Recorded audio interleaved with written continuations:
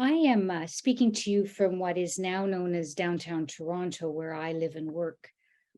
I also study at Trinity College at the University of Toronto, and so offer this land acknowledgement from Trinity as we begin.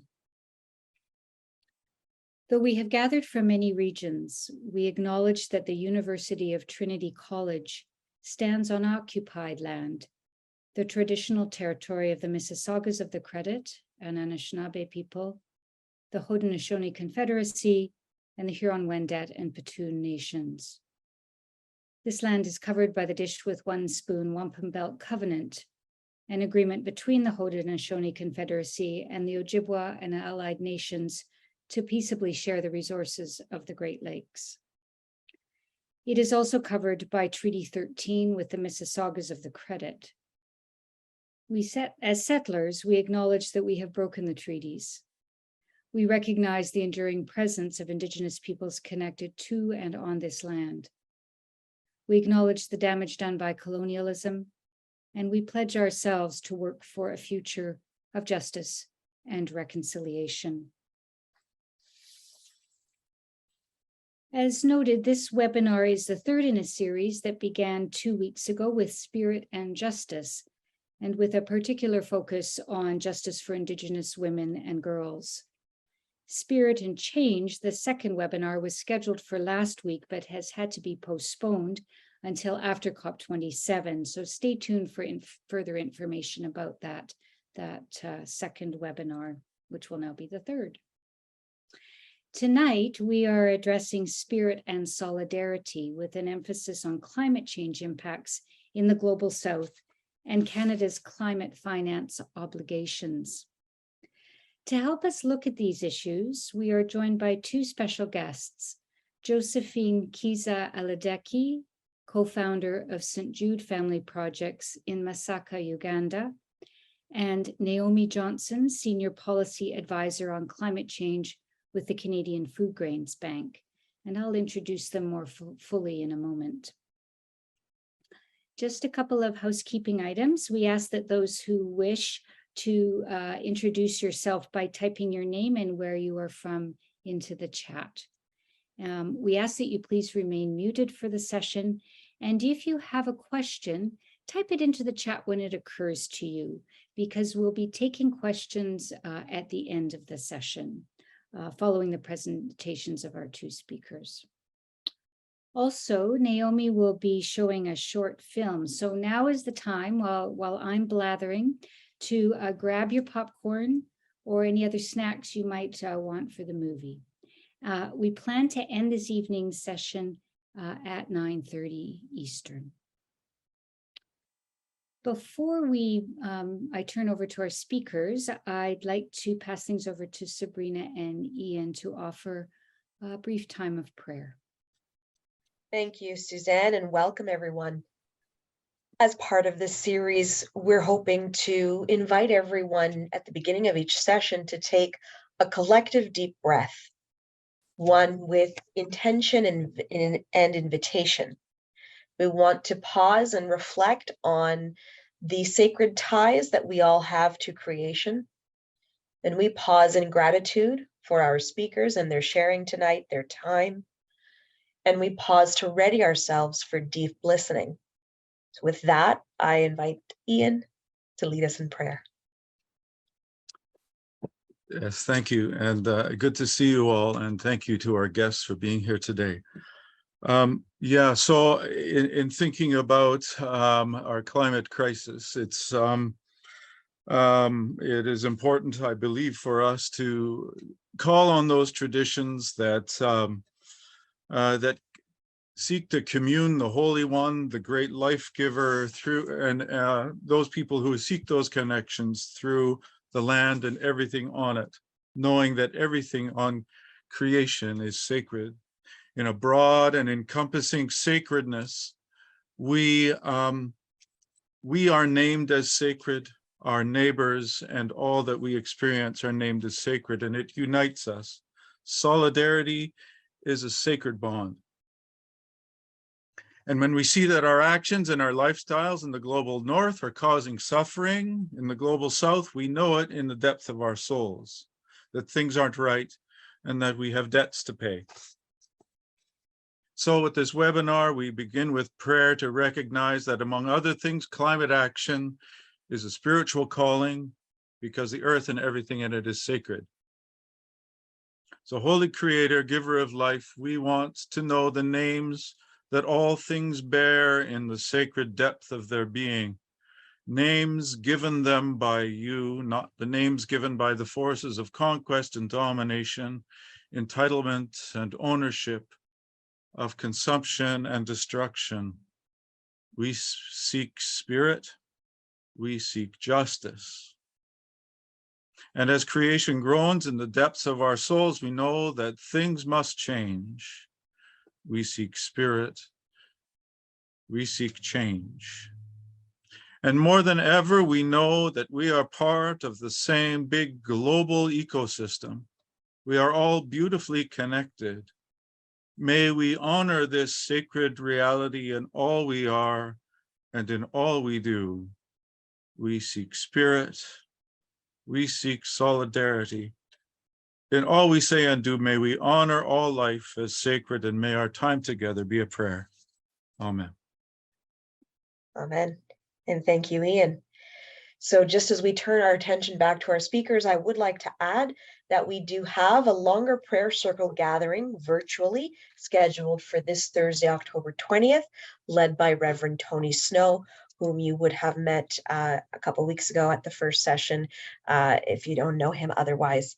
In the chat, I will be putting the link for that. Again, longer prayer, informal prayer circle gathering that you're more than welcome to take in. So my turn to stop talking for the evening, and Susan's going to take it back to introduce our speakers. Thanks, Ian and Sabrina. Josephine Kiza is the co-founder and executive director of St. Jude Family Projects and Organic Training Center, a PWRDF partner organization in Masaka, Uganda. She started the organization together with her late husband in 1993 and has successfully turned a small family farm into an NGO with an outstanding demonstration and training facility that has inspired thousands of farmers from around the world. Since then, Josephine has established the St. Jude College of Agroecology, the St. Jude Practical Permaculture Institute, and the St. Jude Agricultural and Vocational Institute. Josephine holds a bachelor's degree in organic agriculture from Reading University in the United Kingdom, a diploma in food processing, branding, and marketing from the University of Copenhagen, Denmark, a diploma in education from Kiambogo University, and a grade 2 certificate in education. Over the years, Josephine has gained a wealth of expertise and experience in agroecology and sustainable food production. Josephine is joining us tonight from Ottawa. She arrived in Canada yesterday after receiving her visa on Friday and flying on Sunday. So she will be with us. We're very grateful in Canada for 2 weeks on a PWRDF partner visit. We're very grateful that she has agreed to join us this evening in spite of her jet lag. So a big welcome to you, Josephine, and we look forward to hearing from you. And you need to unmute. Thank you very much, Suzanne, and all other colleagues. I'm also very humbled to be with you this evening and also to talk about our work in Uganda. If you allow me start now, I will start by letting everyone know that as we appreciate the fact that the community level climate justice is very important, I would say that the most important, because when we compare it with the other levels like institutional, global, integrational, among others, it comes out most important because here is where all other institutions or global and other areas will set up some policies and they end up with the communities. And so working with the communities, the grassroots communities are found to be the most vulnerable in a way that they are less contributing to the injustice, to the climate injustice. Yes, they suffer the most consequences thereafter. When you look at the most vulnerable lives of women, girls, children, and the youth, you find that these are the categories that have less say in the climate injustice. When we look at why I'm bringing up these 4 categories, one is because women in the communities where I work, where St. Jude works, have no say to land. So they are not, they're like forced to do what they are doing. Conditions force them to do what they are doing. And when, for instance, when there is no food in a home, it is the mothers, the women to suffer the consequences because they have to look everywhere possible in order to feed their people.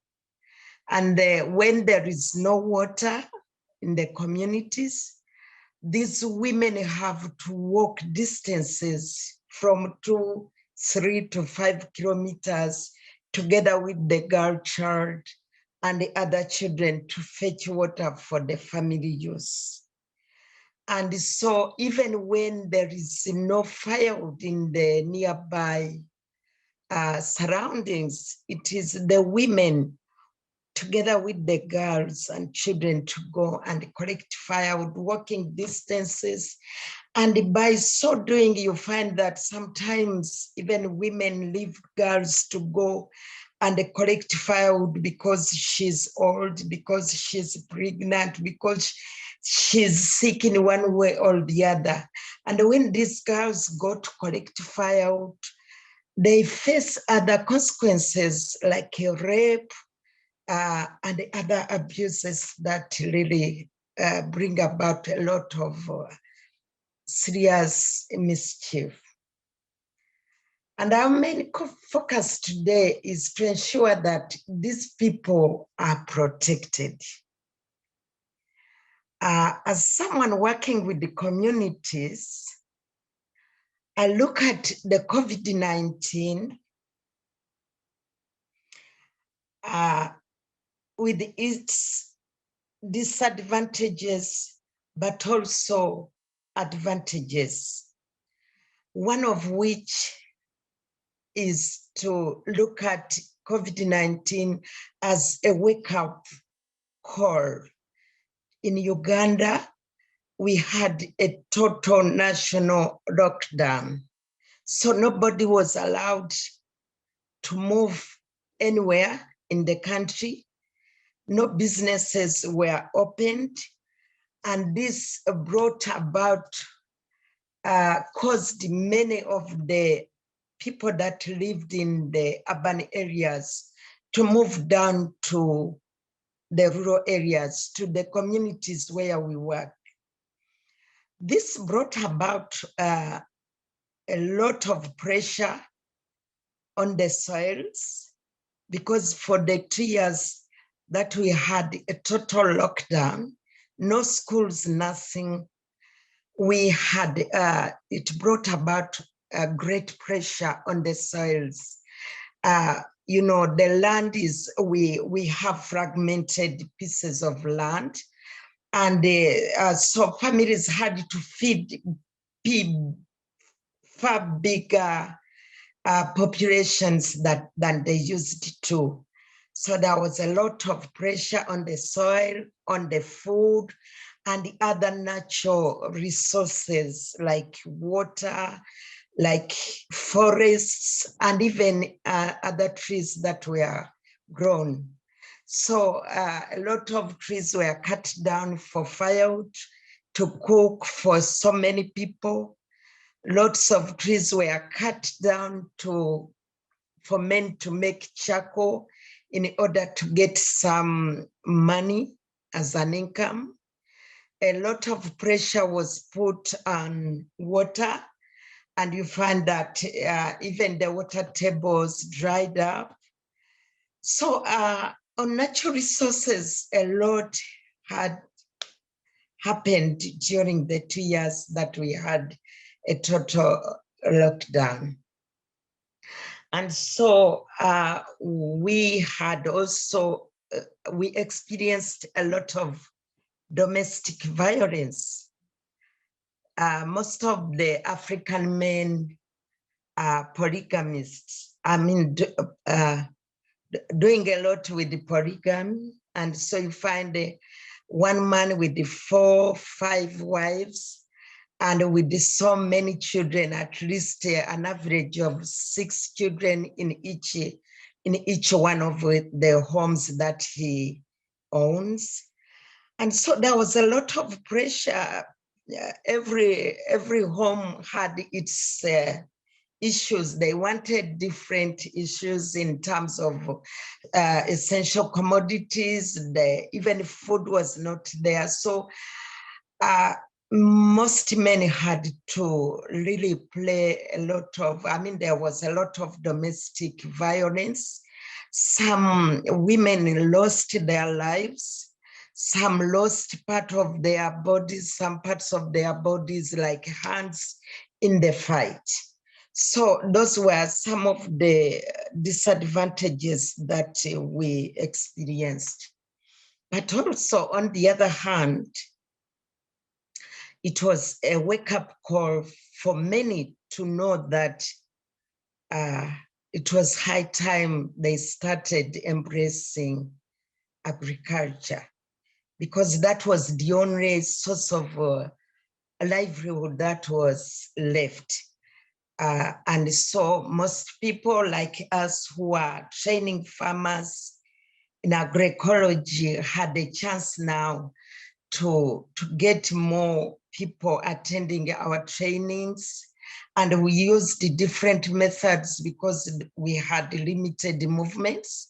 So we used, sometimes we had short videos sent to the group leaders to at least train them, whoever came for that community training. And to most people that had moved to the village that time, some of them have decided to step back and look at agriculture as a source of income, but also something to help with their families. So we are lucky that even the husbands that were not interested most times in the trainings that we give today, as one of an advantage that we got from the lockdown, they are now participating. Most of them are coming when we go to train in the communities. They come and join. Another disadvantage was that young girls from 13 were forced into early marriages because most times the fathers thought when they sent these girls away from home, it's a deduction on the expenses, but at the same time, there is that little small dowry that they can get from whoever is taking them. So many of the young girls were forced into marriages that they didn't like. And as a result, we are getting so many young mothers today. And also we are seeing a lot of issues to do with the fistula. A lot of infections are coming up because they had the babies when they were still very young. And also we experienced a lot of prostitution. Many of the young girls went to streets to sell their bodies for an income, for some money, from which they were also infected with HIV/AIDS, but also a lot of drug abuse is going on. So as a result, after that, we decided to concentrate a lot with the help of our partners, the PWRDF and others. We decided to run a lot of sensitization programs on climate mitigation, which we are doing with the women groups, with the youth groups, but also in schools. We are doing a lot of trainings, and this is by creating agroecology clubs that are giving them the light to know what the future tells. And for sure, with the children and the youth, we want to emphasize that the future lies in their hands.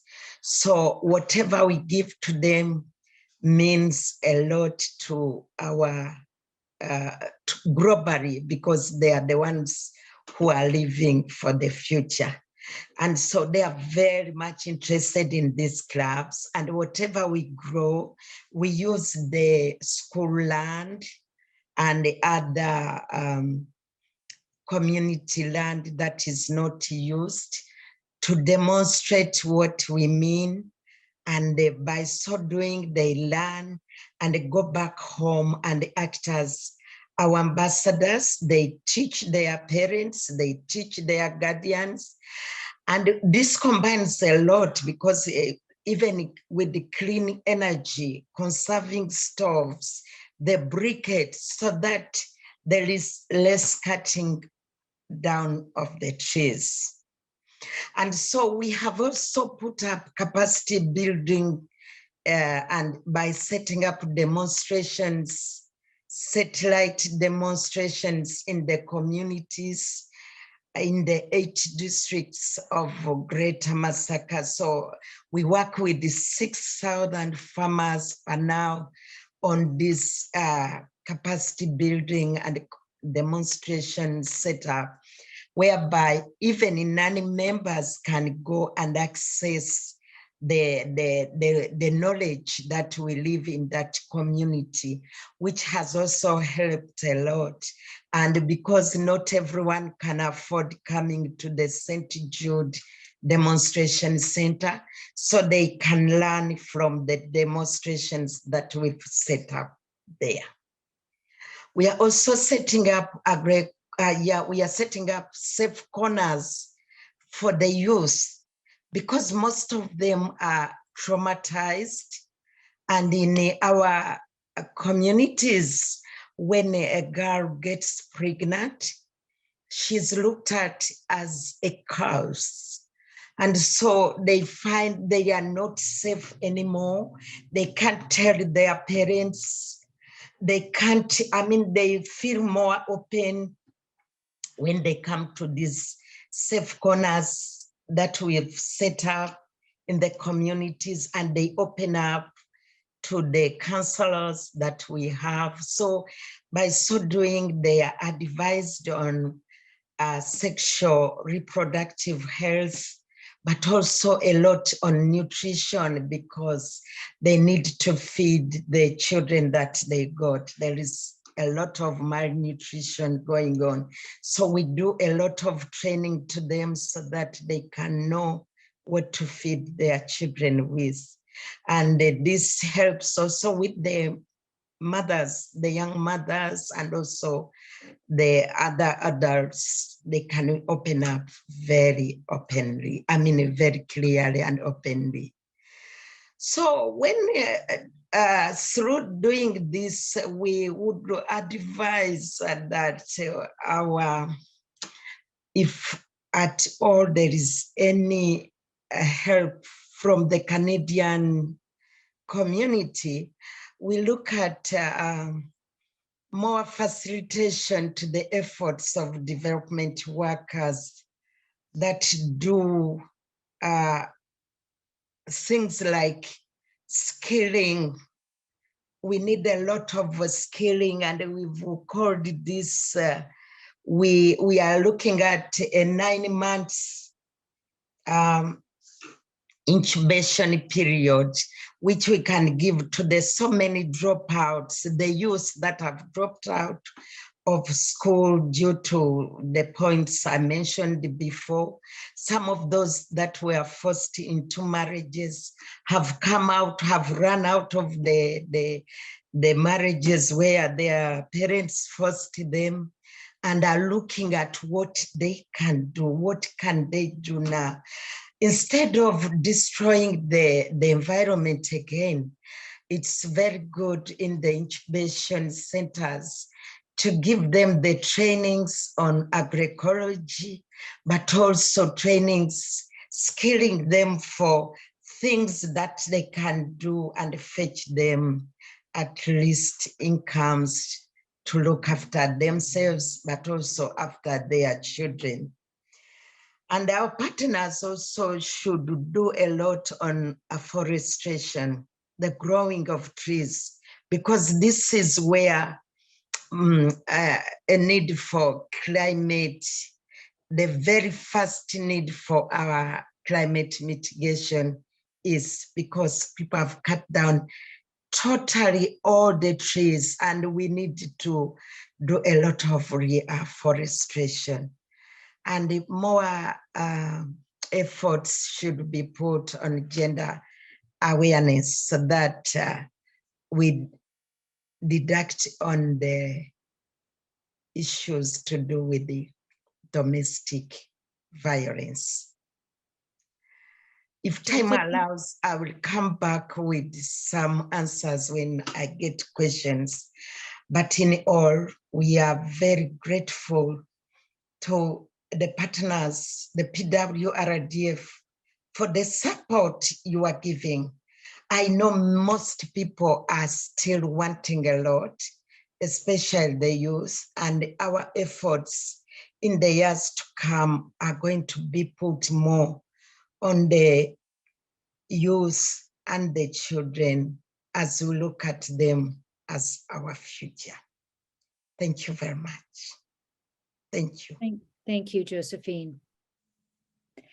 And as Josephine mentioned, if there are questions you have, she'd be happy to answer them at the Q&A period. Do, if a question has occurred to you, do pop it into the chat, and we'll be sure to come to it at that time.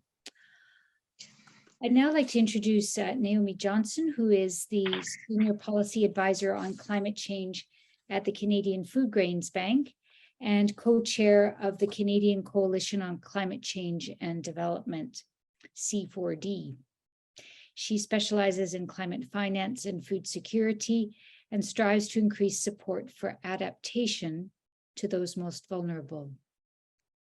Naomi holds a master's degree in development practice, honors BA and BSc degrees, and has worked in climate change and development policy on projects in northern Manitoba and Nunavut. Naomi has also conducted research and assessments on food insecurity in Vietnam and Nepal. And welcome, Naomi. Thank you. Thanks, everybody. It's great to see you and have you here. And thank you so much, Josephine, for setting that picture for us and giving us an idea of what you're seeing and what you're doing, which sounds like amazing work.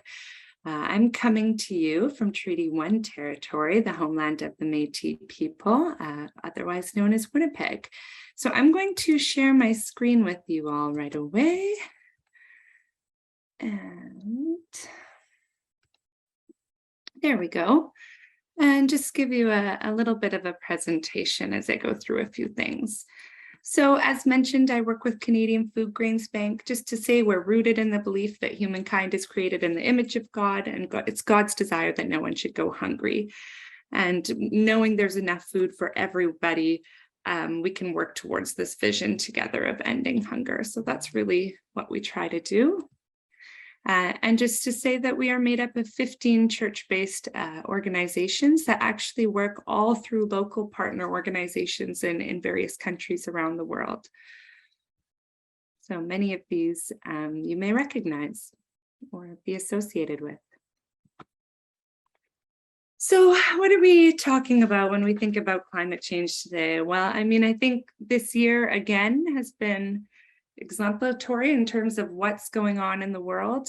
Just a few examples here, of course, Pakistan, where we've all heard lots about that, 3 times the normal annual rain falling during a week-long monsoon. More than 1,500 people died in flooding, over 1.8 million homes damaged, and hundreds of thousands of livestock lost. And of course, you can imagine food shortages are becoming a major issue among health concerns and other things going on there.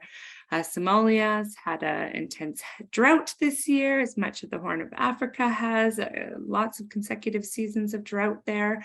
Venezuela, we've recently seen mudslides from some of the typhoons and cyclones going on around the world, which have been extreme, and flooding and torrential rains in India, which also had a substantial heat wave this year. So, I mean, these are just a few examples. Of course, we know the developed world also isn't immune to climate change, right? We've seen Hurricane Fiona, Hurricane Ian, for example, lots of fires in Portugal and Spain, and drought all over the US. So there's issues everywhere. Yet, you know, certainly the impacts, as was mentioned earlier, are different in terms of the ability to cope with some of these changes, right?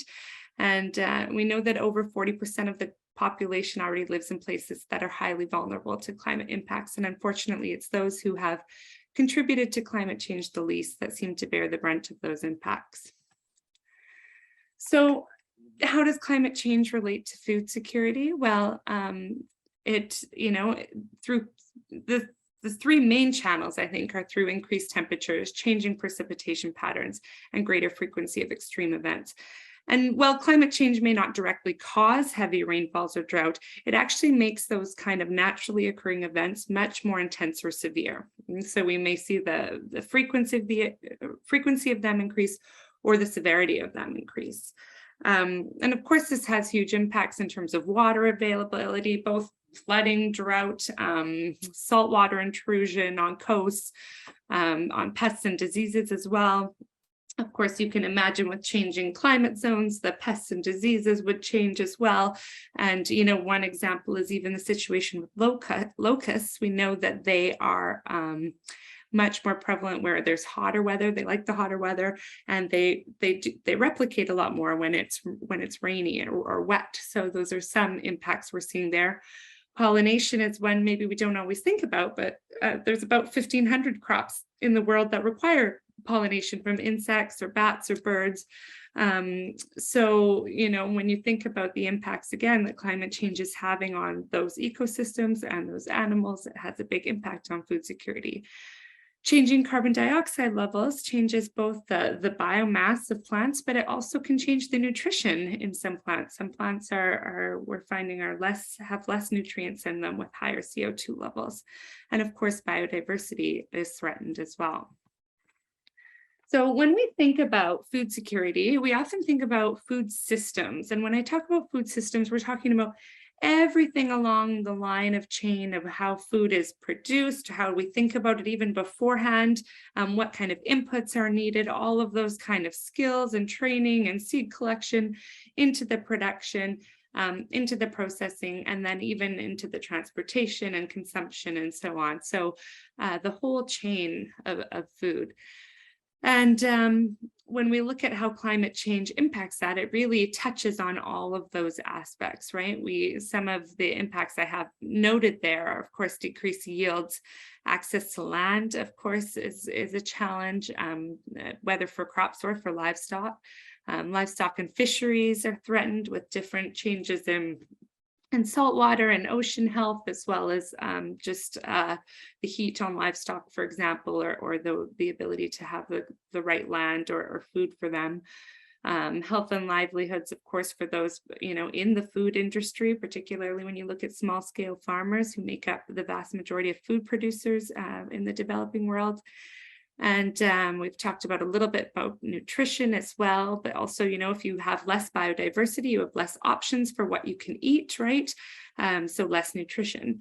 And of course, this all has major impacts on food shortages and food prices, which even we feel way over in our corners of the world as well, to some extremes. There's some stats showing that food productivity growth is already down 21% because of global heating.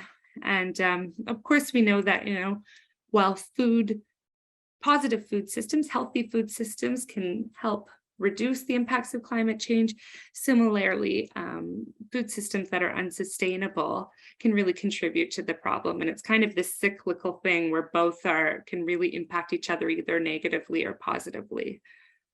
And just to note that, of course, there's indirect impacts as well. We know climate change impacts conflict, for example. So, when you look at this situation that's happened in the Middle East, a lot of that started way back with drought.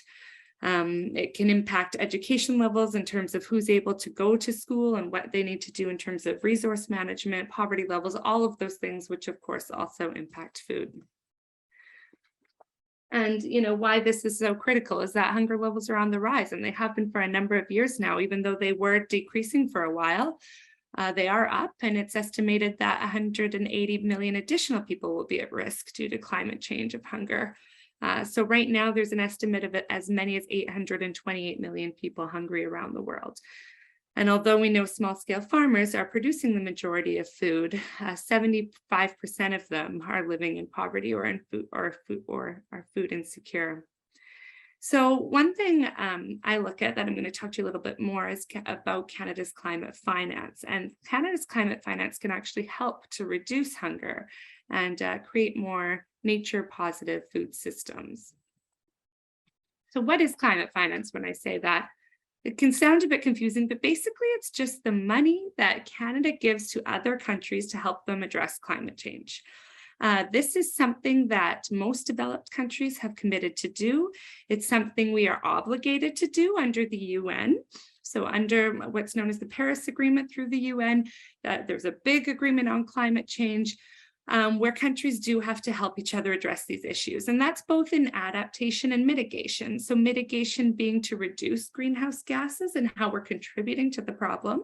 But adaptation is actually to deal with the impacts that people are already facing. And we know that every country needs to do mitigation and adaptation, right? Those are issues all around the world. But from my perspective, when we look at, talk to many of our partners around the world and small scale farmers, a lot of what they're focused on is adaptation because they are already facing severe impacts from climate change. And that's where they need to see more support. So just to note, Canada had a 5-year commitment of climate finance, $2.65 billion. Recently, through a consultation process, there was a lot of positive change. They announced that they would double that, which of course is wonderful news, but still far less than we should be giving based on our wealth. So these are, when I look at Canada's climate finance and we think of it from the perspective of vulnerable countries, vulnerable populations, these are some of the key characteristics we want to look at. So of course, quantity, right? If you're not giving much, there's not so much you can do. So are we giving what's known as our fair share? Developed countries all committed to giving collectively $100 billion to help other countries address climate change by 2020. That has not been achieved yet. So that goal is now standing till 2025. And our fair share is based our wealth based on other countries that are contributing to their wealth, what we should be giving. So even though in our new contribution, we've doubled our finance, as said, we're still giving about 59% of what we should be giving. We also look at the percentages of adaptation versus mitigation. So in the Paris Agreement, it says that countries should give a balanced amount towards adaptation and mitigation, addressing those issues. Right now, we're seeing, well, in the past, we've seen Canada give about 31%, 35% to adaptation, so far less than half. They've just committed to give 40% to adaptation in this next 5-year cycle, but still less than half. And there's a lot of reasons for that. Part of that is that it's much easier to get, for example, private sector engagement in, say, energy projects in middle-income countries than it is to maybe support a poor small-scale farmer in a fragile context, right? So there's a number of reasons for that. We also look at who is that money going to, right? Is it actually reaching the people who need it most? We have some stats that only 34% of Canada's adaptation commitments went to least developed countries, LDCs is least developed countries, or what's known as SIDS, small island developing states, which are really critically at risk due to rising coastlines. Some actual island nations have plans to relocate because they know they won't exist in another 10, 20, 30 years. So looking at that, and that one's a little bit of a trickier one just on terms of the stats we can find, and it's even trickier to find, you know, what are they doing with minority populations within those challenging contexts, right? But that's something we need to continue to push them on. And of course, gender is a big one too. We know that women are particularly impacted by climate change, both due to challenging gender norms around the world, but also women's dependency on natural resources in many places around the world, right? Being food producers and caregivers, water collectors, as was mentioned, sometimes gathering fuel for firewood and other sorts of things. Can be a major challenge as well. We look at loans versus grants. So you would think that if we are helping a country address climate change due to the impacts we mostly caused, we would not ask them to pay us back, but that is not the case, unfortunately. The majority of Canada's climate finance is through loans. So we are constantly pushing Canada to commit more to grants. They've just committed to giving 40% of this next round to grants. So still far less than they should be doing, especially when you look at helping countries deal with adaptation, address the impacts, that they shouldn't be paying us back for that, right? So major challenge there. And another thing is to look at, is it additional to aid? So Canada's climate finance comes out of our aid budget. It's actually part of our aid. So we need to look at, and we can't really tell this the way that Canada has it set up. But basically, if our climate finance is increasing, as it should, as there's lots of pressure on Canada to do more, if it's increasing and aid levels are not increasing, that means that Canada's climate finance is taking away from other important aid priorities, right? Such as health, refugees, education, all the other things we do to address poverty and issues in other countries. And of course, that's not acceptable either. Those are majorly underfunded issues as well. I think the latest stats is that Canada gives 0.32% of our gross national income to aid. So, you know, people often think, oh, it must be 10% of our budget or something that goes to supporting other countries. It's 0.32%. Years ago, we committed, along with most other developed countries, to give 0.7%, and Canada is nowhere near that, nor are they headed that way, unfortunately. So this is just to show again that, you know, when we look at international assistance or our aid budget, whatever you want to call it, it goes to a number of issues. It also goes to climate finance.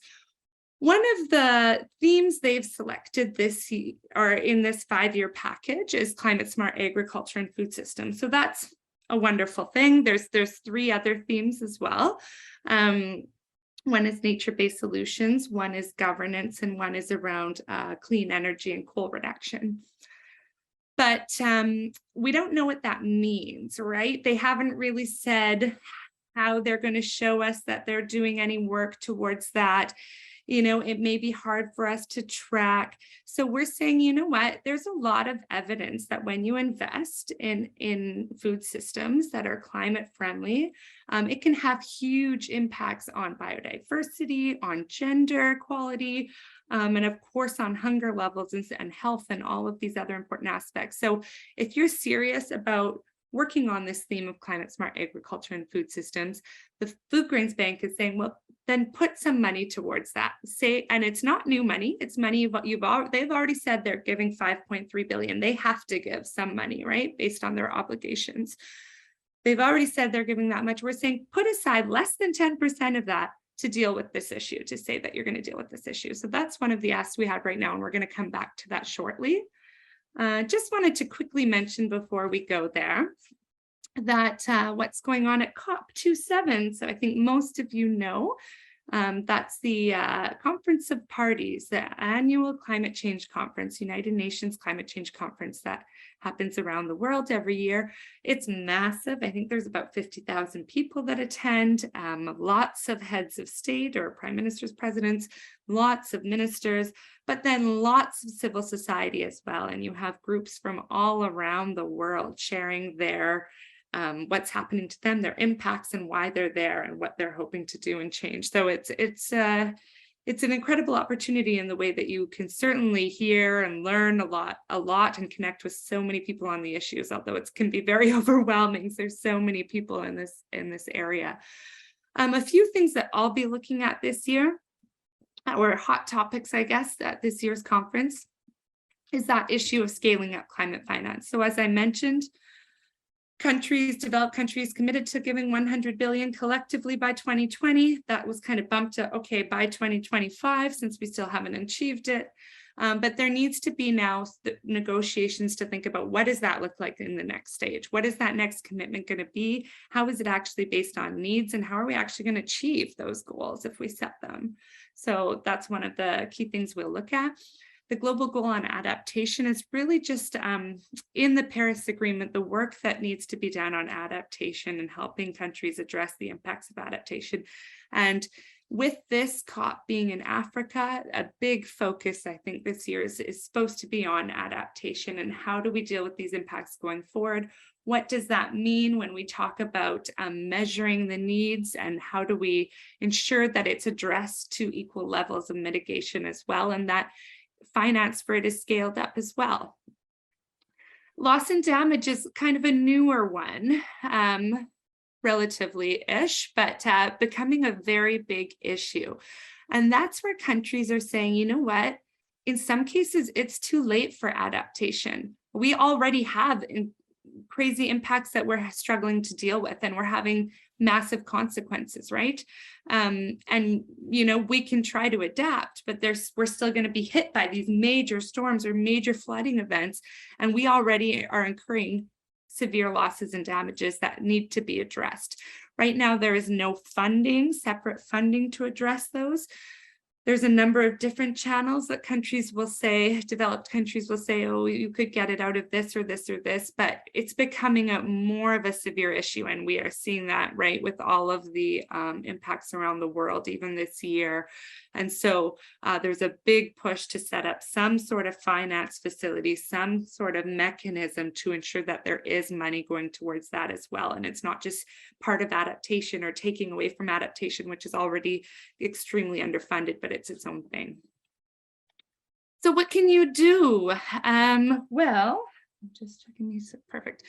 So of course, don't add to the problem. That's number one, right? Easier said than done, of course. And I'm guilty of this as well. It's hard to live a perfect life, but I think it really helps just to be conscious, right, of the decisions we're making, and are we contributing to greenhouse gases unnecessarily, right? And what could we be doing to do our part and make it better? It does seem silly to keep pouring money into dealing with the impacts when we're just going to keep causing the problems.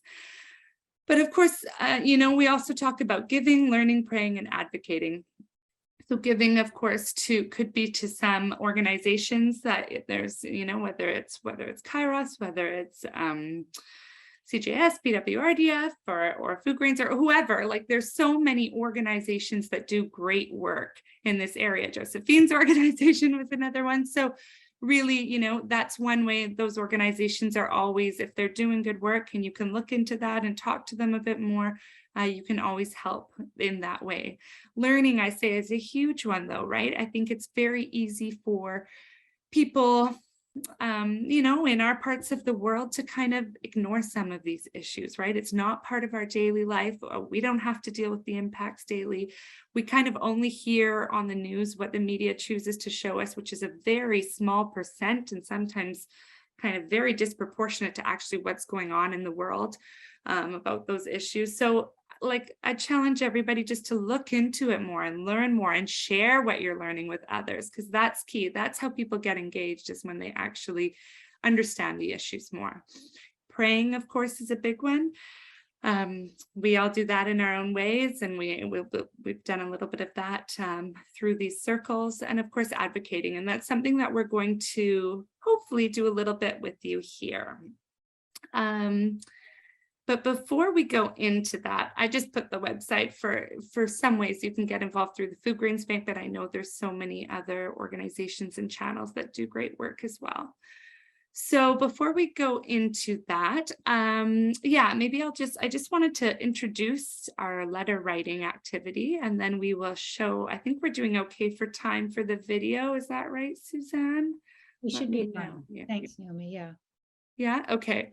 So just to say, we are hoping that I had mentioned that the Food Grains Bank has an ask right now that the government should give $500 million of the climate finance money it's already committed to address climate resilient food systems. That's not money that would per se come to the Food Grains Bank, for example, or come to Kairos or any of these other organizations. It might, but it's much broader than that. It could go through multilateral development organizations. It could go directly to organizations in the global south. So those are all issues that would have to be pushed on and worked out, but we're just saying commit the money to this issue first, right? And so it's really just recognizing that this can have a huge impact, because we know, again, climate resilient food systems can improve food security, address climate change, protect biodiversity, and increase gender equality. So very shortly, we'll guide you through a little letter writing process. It's very short, but it's a way that all of you can make a difference today. And it really kind of does it all for you. It's all there for you. It just walks you through it, and you kind of press next. If you want, you can personalize it and then send it off. And that goes to the Minister of Environment, the Minister of International Development, and your MP. Because really, they need to know that this matters to Canadians. If it doesn't matter to Canadians, they're not going to pour any money into it, right? And there's always competing interests with domestic priorities and all sorts of things. We know that climate change is not an issue that ends at a border, right? We can't ignore it and close our doors to it here and hope that we don't have to deal with it. We all need to deal with it. And, you know, even looking at, in terms of Canadians, even if I mean, for sure, our farmers, our north, there's so many people in Canada that are and will be more affected by climate change. But certainly when you think around the world, the issues climate change can cause, not just with food prices and those kind of challenges, but with conflict around the world, increasing refugee crises, increasing disease and other things. It's really in everybody's best interest just to address this issue. So before I go into all that, I'm going to try to share with you a video. So give me a second here as I try to reshare the video screen. See if I can do this. Here we go. I think it's going to work, everybody. Okay. Let me know if you can see that. And hopefully you'll hear it shortly. There's no sound yet, but it's coming.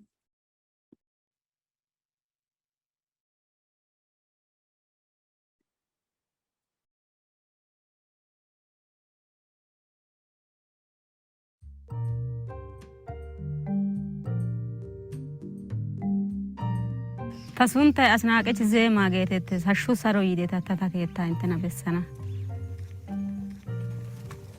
Taasi naati hospun naati des aawara beetisabe tammaa kumees hageeti ta naata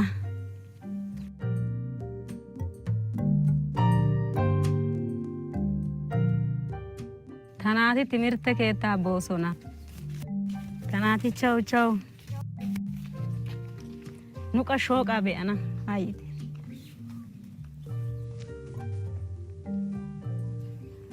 muuziyakka tokkaas hageessi paapayyaa bayzada miishshaa xaqqamettays naatus timirtte keettawu dawutaraa shammays eqqabaa irshaa taani tamaaraasi eqqabaa irshaa gadiya xiikkiyoogaa geetettees woy shooqaa xiikkiyoogaa geetettees badalaakka hagan zerada ekkaas shukkaariyakka qassi endegana tokkaas hachchi oyddu laytta eqqabaa irshaa timirttiya baada timirttiya tamaarada ekkada doommas taayyo duussay xoossabay saroppe attin namisaa baggaa gidin naata tamaarissiyoogaa baggaa gidin ubbabaykka cannaqissees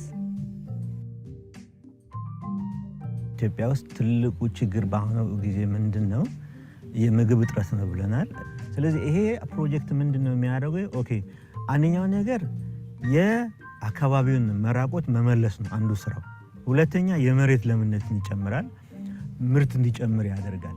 በአንድ በኩል ምርት ይጨምራል፣ በሌላ በኩል ደግሞ አካባቢውን እንጠብቃለን። mehiya yettokko naata yettokko kuttuwa yeddokko hegaadan yaatidi naageettes hegaadan qassi naagidi iray wodhdhiyo saatiyan hakammidoogaa pudenne dugenne yaatidi washidi ane akuriya be'oosayite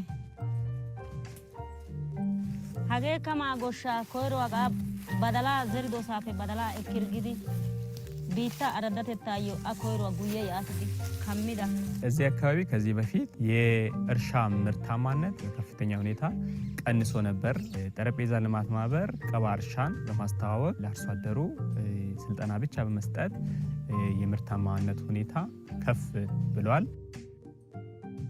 ሀኤ ጦሳይሜ ላይታፈ ላይታ ካታይ ጋተናው ጋኬሜዲ አጋቤቴ እኪዲ ቦስ አገታ ከታዋ naati kammite gi de'isho simmidi kammana iray wodhdhiyode gidosona shin ay naatusi loyttada minttada odarki taasi naati maara inje tokkona baada tamaardara ayyo ta tamaara bekke a tamardogan ayin betam boras macarasha boriya boras haga tai kehi ichasha isupuna zarada goyin mirte taw mibena shin ha iyaga otin taw mirte mane ademidoga beda tanka umodettada indegana ya tanka madiyuga ega galigida koyro betam kehi goyido gode lo okatta minjidi daro katta son layta pe layta gatidi tirpiyoga toosay ootisiyoga doomigis metuwa gaaso giden gidiyaba aybe gidi nu he wodiyanka oychini metuwa gaaso gidiyoge ta timirte ekkidoogadan inte ekkana giikko metuwa gaaso biittaassi gidiyagee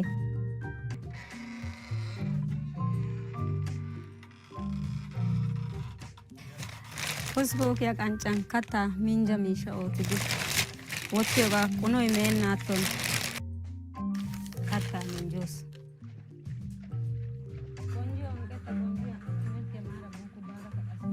taayyo de'oy gujettidoogee ta metoy shemppidoogee ta naati namisettennan miidoogee kallidi ta naatu shayay qassi lo'iyagaa asaa naatugaa amottennan lo'iya caammaa wottidoogee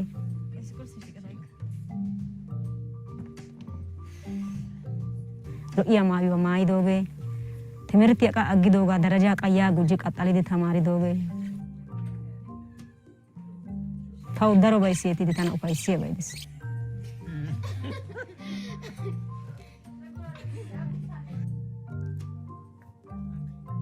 hachchi barkka bana maaddiya citaa gallassaa yaa'aa bays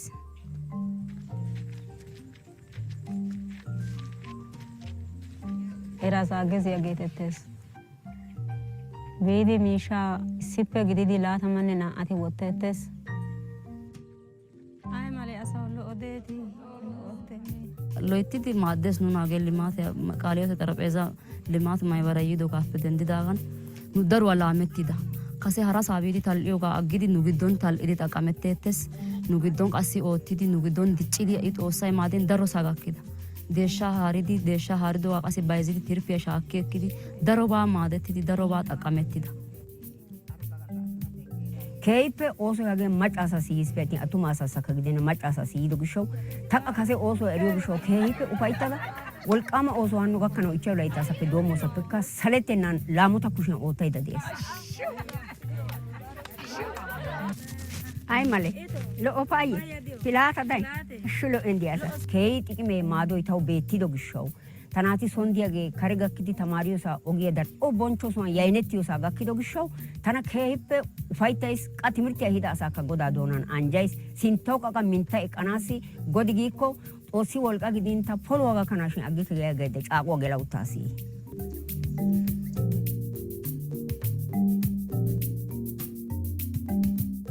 Hachchiigo miishshaa olidi wonttoogaa namisettoppite. Kammite hagaa beete tankka oottada kallaasi oottada ekkaasi co'u giidi uttin beettenna meetettenna. Beniigaadan booray goyin aawaa wolqqay wurin naatu wolqqay wurin maana giikko mizibeenna layttay. Hagaadan biittaa bonchchidi biittaa mayzzidi kammidi miite yaaga tamaarissayis. Tananne ta biittaa intte xomoosana yiidoogaa be'ana yiidoogaa Xoossi immo galatays Yesuusi immo inttena saro gatto.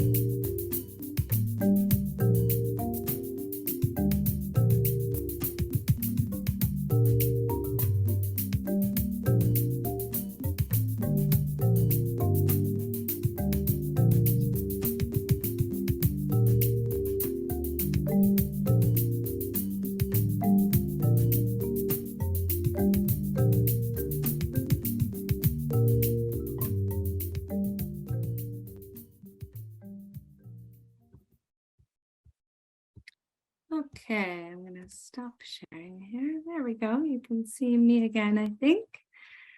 Great, I'm glad that worked for everybody, hopefully.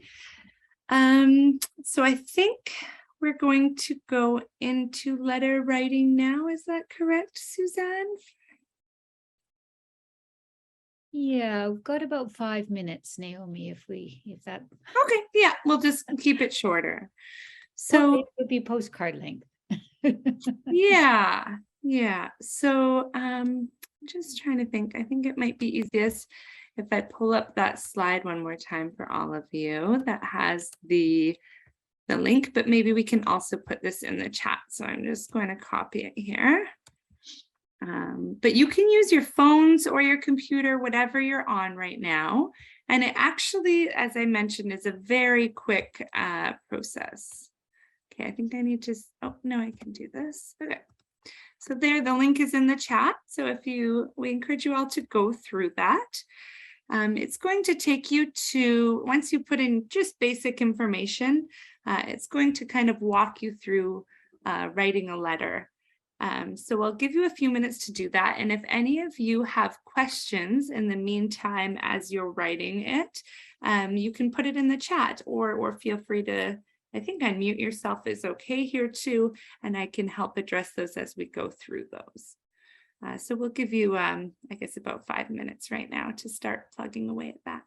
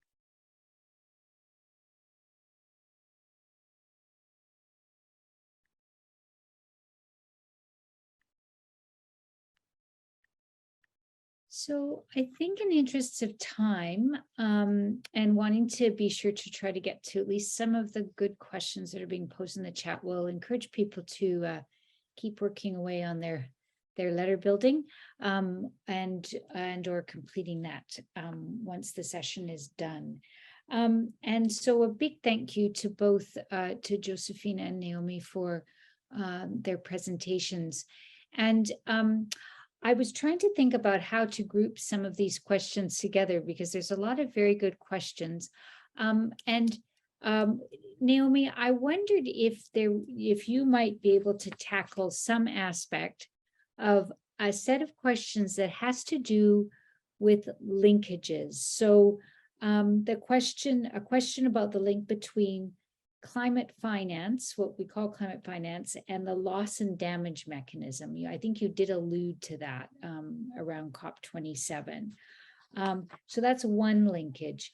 Another that was asked about is this, what should one call it? Contradiction, dissonance between Canada's stated commitment to funding climate finance versus its financing of Canadian extractive industries. Would you have a comment on that dissonant linkage, I suppose? And a third linkage I noticed being asked about was connecting the cancellation of international debt to climate finance, that is, canceling international debt and redirecting it to climate finance. So I guess a set of questions that bring up a whole lot of other linkage questions. Can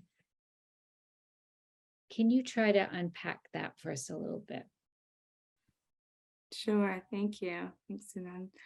Okay, so on the climate finance and loss and damage piece, so again, at this point, there's nothing really in any agreement that says that countries have to commit money to loss and damage. So that is something they're trying to work on. We now know it's going to be in the agenda, so it's something that countries will be negotiating at this COP27. But right now it's very unclear what that means. Of course, most developed countries don't want to be liable, right? They don't want to be held liable, because if it's an issue of, oh, because you emitted all these greenhouse gases, this is what we're facing, they'll face never-ending payments that they'll be owing to other countries. And so that's a major issue, is how then do we get them to commit some kind of money that's needed on top of some other commitments. And so right now, again, that's not formally a part of climate finance. Some countries are starting to recognize it and starting to put it in their climate finance, but because there's no clear terms on how they should do that, there's a little bit of wiggle room into how they state that, if maybe they pull from adaptation funds or other types of things. At this point, Canada has said that they would like to, I think, act as a bridge in creating progress towards dealing with loss and damage, but they haven't said anything about committed money or what they would talk about in terms of what kind of facility would help commit money to this, which is going to be a big topic of conversation at these negotiations. So just starting to talk about how does loss and damage fit into climate finance. In terms of, Canada's funding of the extractive industry, I mean, so to be honest, this is not my focus. I focus very much on adaptation, but I know it's a major issue, and it's a major contradiction. Canada is a huge funder of fossil fuel projects and other type of industries that contribute to the problem, while they're saying they're dealing with climate change. And so a lot of the work we do does say, okay, well, you can't keep contributing to this problem. You can't keep subsidizing fossil fuel companies, for example, when you're saying that you're going to try to deal with the impacts of it. So just to say that you're right on, it's a major issue and something that we continue to push Canada on. The international debt, yeah, so canceling of international debt. And again, that's, where other countries may owe Canada for aid or other types of support Canada's giving them. And so, some are suggesting, well, what if we said, you don't have to pay us back, and instead we can use that money towards climate finance. And that has been one suggestion in terms of, there's a lot of talk about we need innovative and new ways to support climate finance, because just counting on governments to give dollars is not enough. And we've tried to get the private sector engaged, and that's not enough, and it's not happening in the right places. And so what other ways can we do things? And, I think it was UN Secretary General who talked about also having taxes on fossil fuels in some cases where there's major emitters or major users, some of that money going to climate finance, for example. So there's a lot of different conversations on what that could be, but I can't say it's going anywhere at this point, right? Of course, it would take governments to agree that that's what they want to do. And interestingly enough, there's a huge group of oil and gas organizations that attend these conferences as well and are pushing on the other way. So, you have both sides that they're really trying to, and of course, oil and gas is important, but we just have to think about the future and how we use it and what other technologies we invest in, right? So, yeah. Thank you for tackling all of those, Naomi. Here's an easy one. How can we share the film? That is an easy one. Why don't I put the link in the chat, and then all of you should be able to share it. It's on the Food Grains Bank website for you all to access, called Growing Her Future. So I'm glad. And just to mention, yeah, I didn't give any background to that, but we used to take MPs on trips to see some of the work and to show them that what investing in these kind of things looks like and what kind of impact it can have. But of course, when COVID hit, we couldn't do that at all. And so we thought, what is a way we can show them a little bit of that? So we had this video made all by local producers. This was in Ethiopia on one of our projects called Scaling Up Conservation Agriculture, where there were really substantial impacts both in soil health and in people's ability to produce food, but also gender equality and savings and those kind of major benefits as well, biodiversity. And so that video comes from there. I'll be happy to share the link. Thanks. Thanks, Naomi. As I was watching the film, I was reminded of a quote that I think St. Jude makes a lot of use of, Josephine, and that is feed the soil so the soil feeds you. An approach to agroecology that sees a virtuous circle, between human beings and soil and the food we grow. There was a question, Josephine, just about local initiatives to address climate change and food security. And I wondered if you would mind sharing that wonderful story, because I think it's so illustrative of what we're talking about, of the woman Amelia that you shared with PWRDF recently, and the work with her, and how you brought her husband into the project as well, because it's a very good gendered lens into the set of issues we're talking about. Could you share her story? Oh, yes. Yeah, among the people that we work with, there is a lady, Amelia. She is 47 years old, and she has 7 children. She's one of the members that we really feel proud of in our work with the communities. But her husband works in the city. So when we started working with the group where she belonged, we had her attend all the time. And she has been implementing almost all the skills, the practices that we give them. So one time when the husband returned, he found he had stayed long in the city, and so Amelia had started doing a lot on the mitigation methods that we were giving them, like digging trenches, planting trees, having a very good, well-established nursery bed for multi-purpose trees. And so when they grew up, she started planting on the land. And the husband returned after 8 months, only to find that most of the trees were growing very well. And she was very proud to take him around to see what she was doing. To her disappointment, the husband was very furious and didn't want to see any trees growing on the land, and ordered that they had to cut everything down because he didn't want these trees and he owned the land. The lady was so disappointed, and so most of the trees were cut down until this lady gave us a call to come to her rescue on this. And when we went the following day, the husband told us he owned the land. He didn't want anything to do with the trees growing and taking all the nutrients from the soil, leaving his land depleted. He had a lot of excuses that he gave.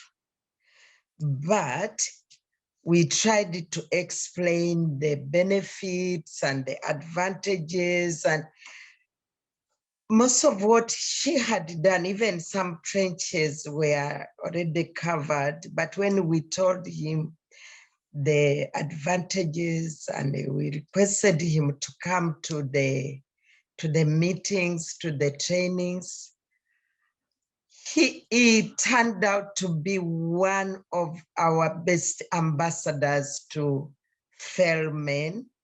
And every time we have a training in that community, he doesn't miss out. He's very happy.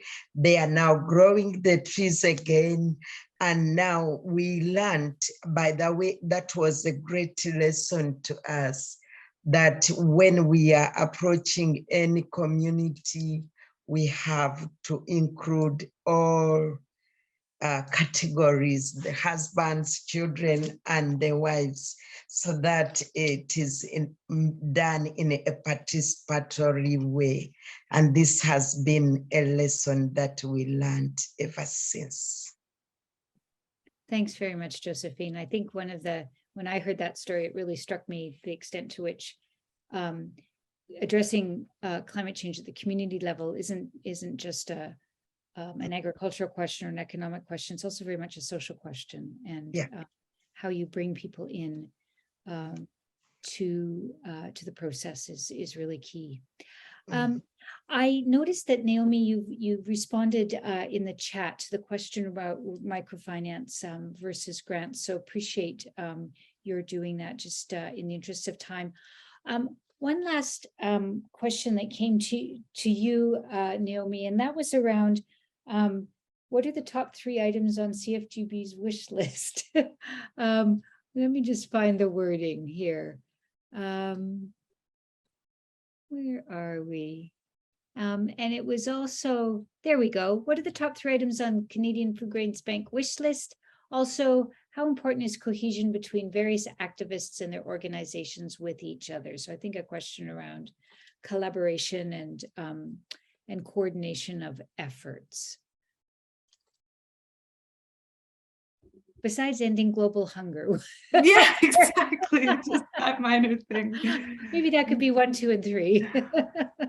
That's really a tough one. Maybe I'll first respond to the other part of that question, and just to say, I mean, I think there are over 30 denominations represented in our 15 members that work towards ending hunger. And all of those members, as I mentioned, have local partner organizations that they work through, some of them for decades, that they know well. And that's critical to addressing the problems, right? The last question just talked about that issue of localization or ensuring there's local community ownership or buy-in. And we know right now that, we can't just come in and propose solutions to others, that they actually have the best solutions. They often just need the support to make those function. They know the context, and every context is extremely unique when you think of what kind of government support there are, what kind of gender dynamics there are, if there's religion that plays into it, what the local soil is like, what kind of foods and cultures people are accustomed to. There's so many different factors that have to be considered, right? And of course, those who are there know best what is needed. And so working through those local partners is really critical, and making sure that they have buy-in, that they believe that this is something that they want to invest in is huge as well. So just to say, there's a lot of work going on now to think more about in terms of the food systems, and that's what I talked about a little bit more in terms of just not just how can farmers produce more food, but looking at all of those different connecting pieces, right? How can they better market their foods? How can they have better dynamics in the household to support them? How can women have better decision-making abilities over their farms? How can they own land?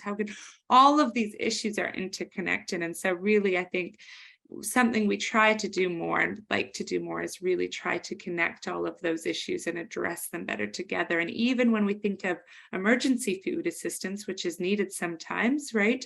How does that link then into longer term development or sustainability for communities? And trying to do that has been a huge focus as well. I don't know if that answers that. I don't know if I have 3 wish lists. I think it could either be very many or very basic and big, but there's lots of challenges ahead of us of course, and lots of work to be done, but trying to go in the right direction. Well, a big thank you to both Naomi and Josephine for joining us this evening. Thank you so much for your insights and for the work that you do. It's important work. I'm just looking at Shannon to see if there's any last announcement or word before I close us in prayer and let Josephine go to bed. We just invite you all to look out for the November 3rd event, and we hope to see you again. Thanks, Shannon. And I see that Tony Snow Sabrina actually has just put a friendly reminder in the chat about the prayer circle with the Reverend Tony Snow this Thursday. So all are welcome to that. Let's close in prayer and say good night. Holy God, whose spirit breathes in the life of our planet, we turn to you in this time of climate change and ecological collapse. We are sorry for the harm we have done to the earth, and we humbly ask your forgiveness. Help us to see with clear eyes how the wonders of human progress are causing the desolation of your living world. Give us grace to renounce the systems of power and profit that corrupt and destroy your creation. Give us courage and compassion as we confront those who uphold them. Bring healing to our hearts that we may know and love all living things as our own relations. May we gratefully acknowledge our dependence on them and have the wisdom and fortitude to live within our means as members of the earth community. And in the power of your spirit, mobilize us with a realistic hope for the future to which you call us. In Jesus Christ we pray. Amen. Amen. Amen. Thank you, everyone. Have a good night. Thank you, Suzanne. Thank you, Naomi, for the presentation. Thank you, Josephine. Thanks, Josephine. Thank you. Have a good night. Thank you. Thank you. Wonderful.